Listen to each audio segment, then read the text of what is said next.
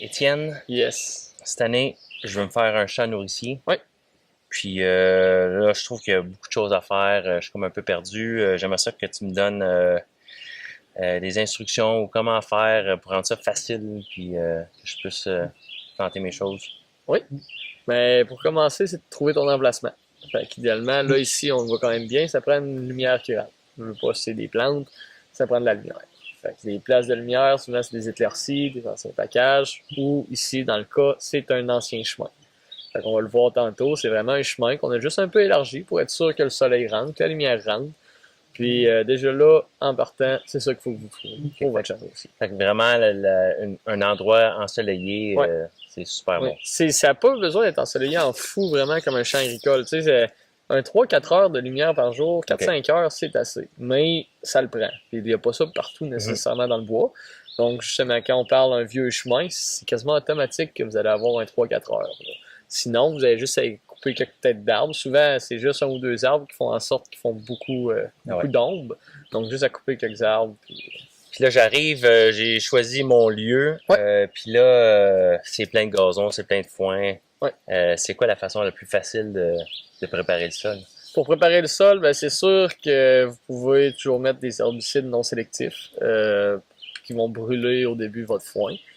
Sinon, vous pouvez aussi les couper tout simplement. Fait que ça peut être à des broussailleuses, ça peut être une faucheuse, Okay. mais le but, c'est de les couper. Parce que là-dedans, oui, il y en a de la vivace, mais il y a aussi de l'annuelle. Fait que ceux-là vont mourir tout de suite.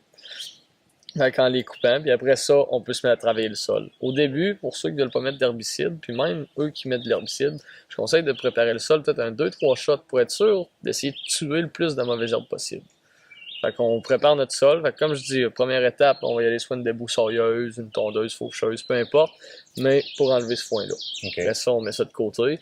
Si ça repousse, on peut le retondre, mais sinon, après ça, on peut passer soit une herse, un rotoculteur, quelque chose qui va gratter le sol. Pour revirer la terre un peu. Ça. Puis ça, c'est combien de pouces, mettons, dans le sol faut aller? Ça n'a pas besoin d'être beaucoup. Tu sais, le monde pense qu'il faut que ça soit labouré absolument. C'est loin d'être le cas. Surtout ici en forêt. Tu sais, moi, en ce moment, le sol est assez dur un peu. J'ai peut-être été à 2-3 pouces de profond. Okay. Puis encore.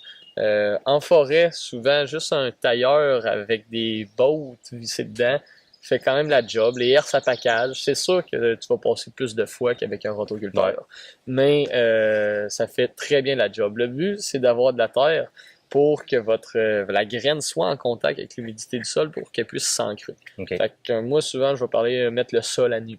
Quand on parle de sol à nu, c'est ça, c'est tout enlever ce qu'il y a de feuilles et autres. S'il reste des feuilles, veux pas, la graine va tomber sur ta feuille. Elle va essayer de s'ancrer, mais elle n'est pas capable, elle n'a pas de terre sur une feuille. Fait que c'est de mettre le sol à nu. Fait que oui, avec un tailleur, ça va passer plusieurs fois, mais ça va quand même faire une très belle job. Puis, est-ce que c'est important de faire un test de sol? C'est primordial. Le test de sol, ça vaut, nous, à la meunerie, ça vaut 35$, puis c'est pas mal le même prix dans toutes les meuneries ou centres jardin, ça tourne autour de ça. Pourquoi je dis que c'est essentiel, c'est qu'avec un test de sol, on va savoir c'est quoi le pH, on va savoir les nutriments dans le sol, fait que vous allez savoir quelle sorte d'engrais mettre, vous allez savoir mettre de la chaux ou pas. C'est le sol qui fait en sorte que ça pousse en réalité. Oui, ça prend de la lumière, mais ça prend aussi un bon sol pour les plantes. Fait qu'en gros, si on fait pas le test de sol, ça peut pousser, mais ça poussera, le rendement sera pas maximisé. C'est jouer un peu à l'apprenti sorcier. T'sais, comme moi ici, j'ai été chanceux. Le cultivateur, il l'avait entretenu un peu. Il avait aussi fait moisir des balles de foin.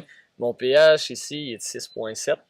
Puis j'ai une terre très riche. Un sol, vu qu'il y avait beaucoup de balles de foin qui moisissaient ici, c'est un sol très riche. Fait que j'ai eu besoin d'aucun engrais, aucune chaux. Si je l'aurais pas su, j'aurais probablement mis de la chaux, mis de l'engrais. Au bout de la ligne, votre test de sol il est rentable parce que vous allez savoir exactement combien de chaux mettre, combien d'engrais mettre, s'il faut en mettre, s'il faut pas. Fait que le test de sol est souvent primordial. Fait que tu as préparé le sol, tu as fait ton test de sol. Ouais. Puis, c'est quoi la prochaine étape? Après ça, un coup que le sol est préparé comme là, puis vous avez, exemple, mis de la chaux, de l'engrais, s'il en prenait, on sème. Fait que vous pouvez semer idéalement avant de pluie pour que votre graine tombe tout de suite en contact avec l'humidité puis germer. Mais c'est ça, on est rendu à semer. Puis quelqu'un qui a jamais fait de champ nourricier, y a-t-il une variété de plantes spéciales qu'il faut commencer ou y en a-t-il une qui est plus difficile que les autres? Oui, ben, il y en a des plus durs, c'est sûr, un peu à établir. Mais le plus facile à faire pousser la première année, c'est trèfle chicorée, souvent. Trèfle chicorée, nous, de la que ça marche chez Minerie Souci, qu'on peut voir sur le sac. C'est 100% de la semence. Donc ici, c'est pas mélangé. Fait que vous faites votre mix. Donc ici, j'ai de la chicorée. Ici, j'ai du trèfle. Donc quelqu'un qui veut un mix trèfle chicorée, il achète les 2 sacs, il fait son mix. C'est ça. On l'a en 2 formats. Tous nos semences, on les a en 2 formats. Soit un 2,3 kg qui est 5 livres, ou sinon en 1 kg. Fait que eux, c'est des vivaces. Ça veut dire que ça va durer 4-5 ans? C'est ça. En plus, eux autres étant des vivaces, c'est ça. Ça dure autour de 4-5 ans dans votre champ. Après ça, vous allez voir quelques trous apparaître, mais facilement 4 à 5 ans. Fait que c'est quand même facile. Puis, comme je dis, du trèfle, ben, on le voit, ça pousse un peu partout, des fois, dans les chemins. C'est sûr, c'est pas nécessairement des... Tu sais, ici, on a des trèfles plus spécialisés pour le chevreuil. Fait que des trèfles vraiment plus hauts en protéines, plus attractifs. Donc, c'est pour ça que c'est notre mix de trèfle. Puis la chicorée, elle aussi, ça pousse. C'est pas comme une mauvaise herbe, mais pas loin. Là. C'est très, très facile à faire pousser, la chicorée. Fait qu'en gros, un mix de ces deux-là, c'est ce qui est le plus facile à faire pousser. Oui, c'est le plus facile à faire pousser. Il y a le brassica qui peut être très facile. Mais nous, dans notre mix, oui, toutes les billes sont identiques, mais il y a 3 variétés de brassica. Là-dedans, on a du turnip qui fait des navets. Des navets dans un chemin, ça prend une terre un petit peu plus meuble. Okay. Oui, ils vont pousser pareil, mais ça va faire du petit navet qui vont sortir un peu de partout. Ça va être un petit peu plus de misère dans un chemin. Si vous avez une belle terre que vous avez pu justement rotoculter, le brassica est très facile aussi à établir. Ça peut pousser dans des pH quand même très bas, 5.2. J'en ai déjà fait pousser en masse dans du 5.2. Okay. Mais c'est ça, idéalement, 5.2, là, oui, ça pousse, mais plus votre sol il est autour de 7, meilleur ça va être. Okay. Est-ce que tu as différentes variétés dépendant de la saison que tu veux chasser ou Oui, ben c'est ça. Brassica, comme le monde peut le lire sur Internet, souvent il faut que ça gèle. Dans la plupart des variétés. Nous, notre mix, c'est ça. On a du kale, du rape, du turnip. Idéalement, il faut que ça gèle. Fait que le brassica va être une plante plus fin octobre, novembre, puis même décembre. Une plante après chasse que vos chevreuils peuvent s'en faire des forces. Si on parle dans le trèfle, dans chicorée, ça va être une plante qui va couvrir, selon moi, le mix des deux. Pourquoi aussi je parle tout le temps de trèfle chicorée ensemble, c'est que les deux, c'est de la vivace. Donc les deux, on peut les mixer ensemble. C'est 2 plantes qui se complètent très bien parce que votre trèfle va être efficace dans l'été, puis le début de votre chasse à l'arc, septembre, octobre. Puis la chicorée aussi, elle va se mettre à être dans son pic d'efficacité à août jusqu'à, j'ai vu des chevreuils facilement fin octobre, début novembre dedans. Donc, ces 2 plantes-là, c'est vraiment plus dans cette période de chasse-là. Tandis que Brassica va être vraiment plus novembre, voire décembre. Si je prends, j'ai du Winter Pea. Winter Pea, ça, aussitôt que ça a commencé à pousser, vous pouvez voir vos chevreuils rentrer dedans. Fait que le Winter Pea, ça va être, si vous le semez en juillet, ben déjà là, il y a des chevreuils qui peuvent commencer à le fréquenter. Fait que le Winter Pea, justement, on peut le semer plus tard pour essayer qu'il en reste pour la chasse. Fait qu'en semant votre Winter Pea, ben lui, votre ouverture à l'arc, ça peut être une très belle option parce que vos chevreuils vont être dedans. Winter Pea, ça mature assez vite. Donc, lui, rendu octobre, souvent, il est rendu plus brun, plus sec. Malgré qu'en le semant en juillet, il réussit à rester vert beaucoup plus longtemps. Okay. Mais c'est ça, s'il vient des gels et autres, lui, ça va être un des premiers qui vont plus délaisser un peu. Fait que Winter Pea, plus estival.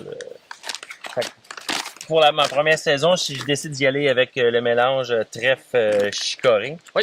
Okay, j'ai tout préparé mon terrain. Là, c'est le temps de semer. C'est quoi, comment ça fonctionne? Comment je m'y prends pour... Mais pour semer, moi, idéalement, je conseille à tout le monde d'aller dans une quincaillerie ou sur Internet s'acheter un semoir à main.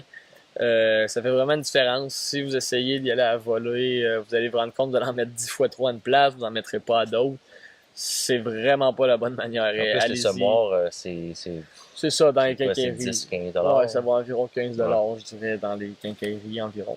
Fait que c'est ça, je conseille à tout le monde un semoir. C'est sûr, il y a différents formats en sac. Là, vous allez payer un peu plus cher, mais si on prend le petit standard vert, ça fait la job en masse. Puis tu sèmes, puis faut-tu recouvrir la graine après ou... Idéalement, on peut repasser, si vous avez juste une herse à package, qui est comme un peu un grillage, vous pouvez repasser ça. Juste rabrier un peu vos graines. OK. Pour pas qu'ils soient directement exposés au soleil ou des fois même les oiseaux peuvent les spotter. Donc juste passer peut-être un petit grillage dessus, sinon un râteau viré à l'envers fait très bien la job aussi. Eux qui ont accès à un rouleau à gazon ou sinon un VTT, juste retaper le sol un peu, c'est un plus. C'est OK. une étape que je fais pas tout le temps. C'est pas nécessaire, mais c'est un plus. Mais sinon, c'est pas plus compliqué que ça. Juste s'assurer que les graines sont un peu recouvertes de terre. Puis ça fait. OK. Ça va pousser. Fait que pour récapituler, Ouais. on a préparé la terre, on a coupé on a fauché le foin, Ouais. on a traité s'il fallait traiter pour enlever la mauvaise herbe, on a reviré la terre. Yes. S'il y a eu besoin d'engrais ou de chaux, notre test de sol nous l'a dit. Ouais. Après, on a semé. Oui. Ensuite, y a-t-il des étapes à faire pendant l'été ou on laisse pousser ça comme ça, puis... En frais de trèfle chicorée, c'est des plantes qu'on va couper. Un peu comme les cultivateurs, faire des fauches. Tout simplement à débroussailleuse. Moi ici, ça a été tout simplement fait à débroussailleuse.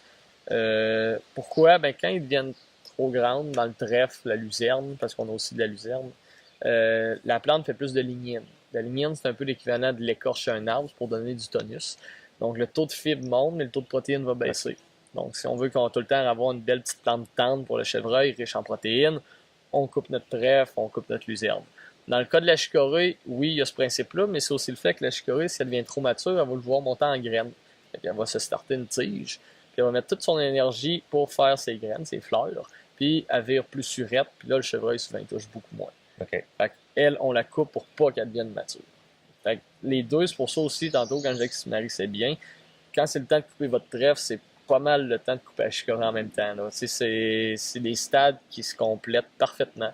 C'est pour ça que j'adore les mixer ensemble. Parce que ça fait de la variété différente. Le chevreuil aime beaucoup la variété.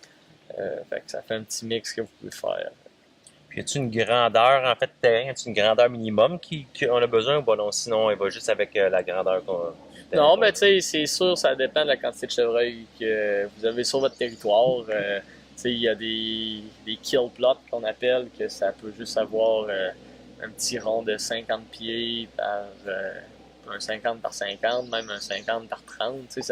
C'est vraiment ça, des petits ronds, c'est ça. C'est pas pour rien que ça le dit, kill plot, des petits ronds sécuritaires pour l'animal qui va venir. Sinon, il y a des champs d'un arc, si on va plus dans l'estrie, un arc ou deux, que il y a du chevreuil. Là.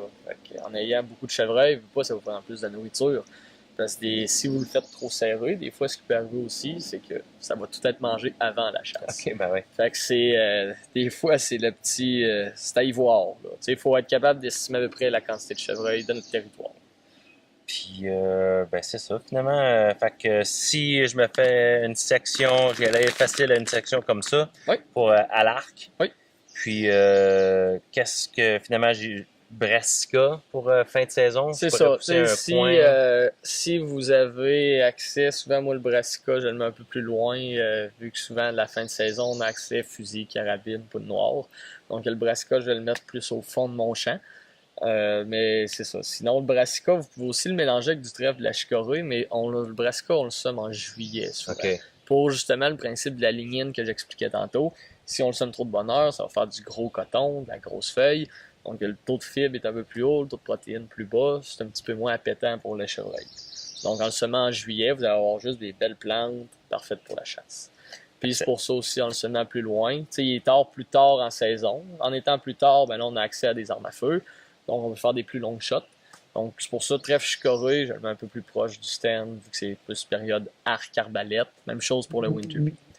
Puis, dernière question au sujet de... Est-ce que tu mets du fertilisant à mi-saison pour ces plantes-là ou...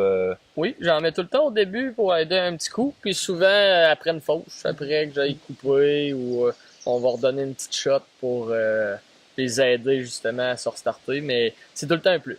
Ici c'est un sol quand même très riche. J'en ai pas de besoin.